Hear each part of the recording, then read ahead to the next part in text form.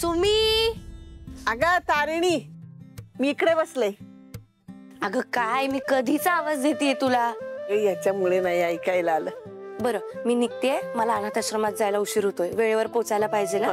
नीट जाग. हो. देवी, एका आईला न्याय मिळवून द्यायला दुसरी आई या लेकीच्या मागे असेलच यावर माझा विश्वास आहे. तुझी साथ असेल तर गुलाब सारख्या गुंडांचा नायनाट नक्की होईल.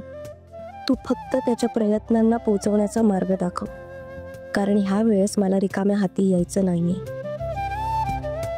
तथास्तु. अगं एवढी मनोभावी पूजा केलीस देवीची, तुझी इच्छा पूर्ण केल्याशिवाय राहील का ती? येते आता. नीट जागा. हो. रेखा, रेखा, काय ग, काय झालं ग? कळलं का तुला? काय? ती शेलारांची किमया गेली ना पळून. काय सांगतेस? अगं रात्री गरब्याला जाते म्हणून निघाली आणि आलीच नाही परत. अरे देवा.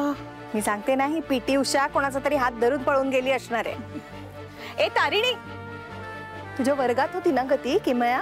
हो, पण आत्या अगं तू असं काहीतरी का बोलतेस तिच्याबद्दल? नाही, ती माझी लहानपणापासूनची मैत्रीण आहे. ती अशी पळून वगैरे नाही जाणार.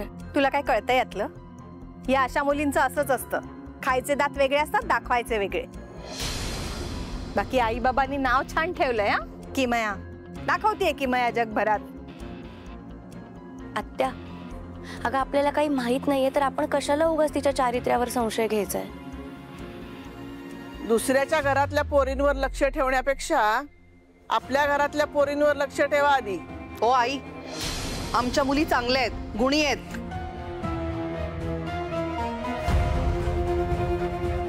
हो, पण ती पण कोणाची तरी मुलगी आहे ना.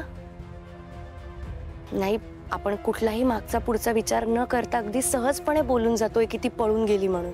तिच्या आई वडिलांना ह्या सगळ्याचा किती त्रास होईल आपण विचार करायला हवा ना. दुसरं काहीतरी कारण असूच शकतं, हो की नाही? ए, तू गप ग. तुला कोणी विचारलंय का?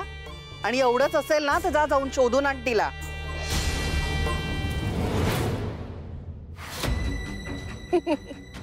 स्वतःच्या घरातल्या भाकरी सुक्या असल्या ना तरी दुसऱ्याच्या घरात काय शिजलंय हे वाकून बघण्याची खूप लोकांना हौस असते. अगं जाऊ दे, तुला जायचंय कामावर, जा लवकर, उशीर होईल. जा.